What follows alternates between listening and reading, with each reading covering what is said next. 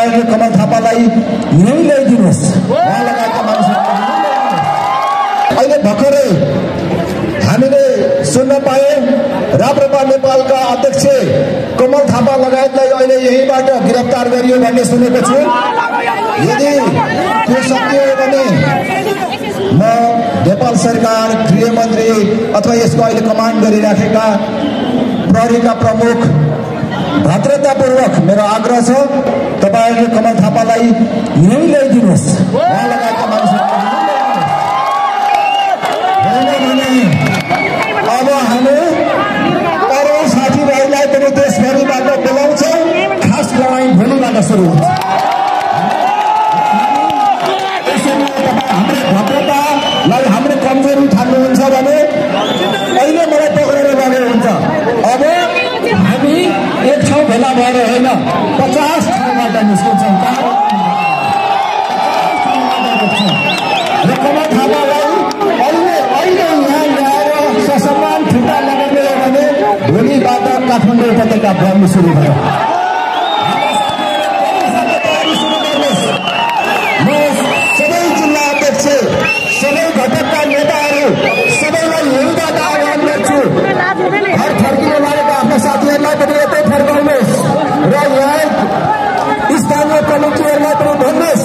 अब हामी एक्लै होइन, सिङ्गै सबै परिवार लिएर अब सडकमा निस्किने। 5 जना 10 जना यो लोकतन्त्रको विरुद्ध अब सडकमा निस्किने। हामी पक्राउ गरिन्छ, चुनावमा गरेर कुनै 2-4 लाठी खानुपर्छ भनेर अब हामी डराउने बेला छैन। हामी संयममा पर्ने यो सरकारको ध्यान आकर्षण गर्न लागेका थियौँ, तर यता जा भन्ने उता जा भन्ने, अनि त्यति मात्र होइन, आज नेतालाई गिरफ्तार गरेर के गर्दो रहेछ हेरौँ भन्ने भोलिदेखि हामी गर्छौँ। त्यसलाई मेरो आग्रह छ, परिस्थिति भड्काउन नलाग्नुहोस्। प्रधानमन्त्रीले त अस्ति नै भड्काउन खोज्नु भएको थियो। म प्रहरी प्रशासनलाई पनि संयमता भेटेको फेरि पनि आग्रह गर्छु। प्रहरी तपाईहरुले देख्नु भएको छ,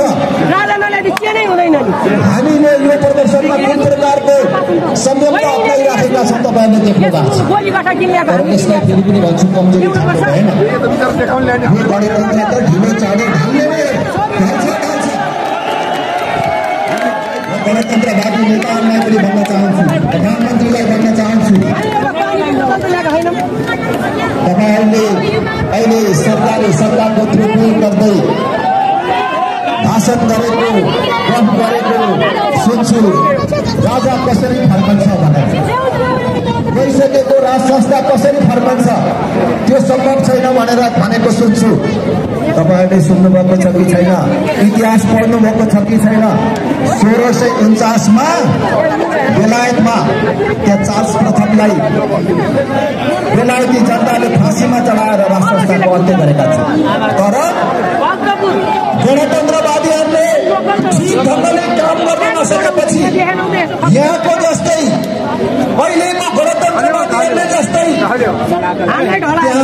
लोकतन्त्र मचाएपछि जनतालाई थाहा भयो गणतन्त्रवादीहरूले हामीलाई छुट्याएको रहेछ, हामीलाई भ्रममा पारेको रहेछ, गल्ती भएछ भन्ने थाहा पाएपछि 12 वर्ष नपुग्दै 1660 मा बेलायती जनताले राज संस्था पुनर्स्थापना गरेको त्यस बेला गणतन्त्रको नेतृत्व गर्ने 1698 गरिसकेका थिए। जनतामाथि धोका दिएको रिस उनको चिहानमा गएर पनि पोखियो। जुदो नभेटेपछि चिहानबाट फोटो लिन ल्याएर कम्बेलको करममा फाँसीमा चढाएका थिए। याद राख्नुहोस्, जनता सर्वशक्तिमान हुन्छ, जनता भन्दा माथि अर्को कुनै निर्णायक शक्ति छैन। नेपालमा हामीले ठुल्ठुला परिवर्तनहरू हेरेका छौँ। आज प्रचण्ड जसले चुनाव जितेर आउनु भनेर राप्रपालाई धक्कु लगाउने, राप्रपालाई चुनाव जितेर आएर देखाउनु भनेर धक्कु लाउने केपी ओली र अरू गणतन्त्र राष्ट्रवादी नेताहरूलाई भन्छु, नेपालका 3टा ठूला परिवर्तनहरू 2007 साल, 2040 साल र 65-63 को 3टै आन्दोलन भोटबाट भएको होइन। त्यो 3टै परिवर्तन भोटबाट भएको होइन। 7 सालमा हामी कयौं मानिसहरू जन्मेका थिएनौं, तर राणा शासनको अन्त्य, राणा शासन राख्ने कि नराख्ने भनेर भोट गरेर भएको थिएन, आन्दोलनबाट भएको थियो। 46 सालमा बौद्धले व्यवस्था ल्याउने कि नल्याउने भनेर चुनाव भएको थिएन, चुनाव 36 सालमा भएको थियो, पञ्चायतले जितेको थियो। तर 46 सालमा जनताको मतबाट होइन, आन्दोलनबाट बौद्धले व्यवस्था नेपालमा आयो। 62-63 मा पनि जे परिवर्तन भयो त्यो चुनावबाट भएको होइन, आन्दोलनबाट भएको। र हामी यो गणतन्त्र आन्दोलनबाट भेट्न चाहन्छौँ। आज देश आन्दोलनमै रहेको छ, जनताले विकल्प खोजिराखेको छ।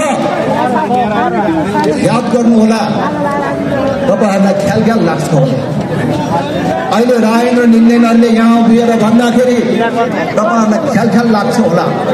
प्लिज केपी ओली, शेरबहादुर देउवा, प्रचण्ड, यो देश बर्बाद भयो भने तपाईहरुको केही पनि बर्बाद हुँदैन। देश बर्बाद भयो भने हाम्रा युवाहरूको भविष्य बर्बाद हुनेवाला छ।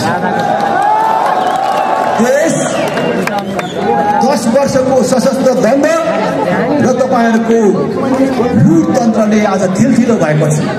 देशले थप द्वन्द बिहोर्न सक्दैन भनेर हामीले विद्रोहको बाटो नरोजेको, हामीले शान्तिपूर्ण प्रदर्शन गरेको, एकजना पनि पुलिस पर्न नपरोस्, एकजना पनि नागरिक पर्न नपरोस् भनेर हामीले शान्तिपूर्ण बाटो अपनाएको।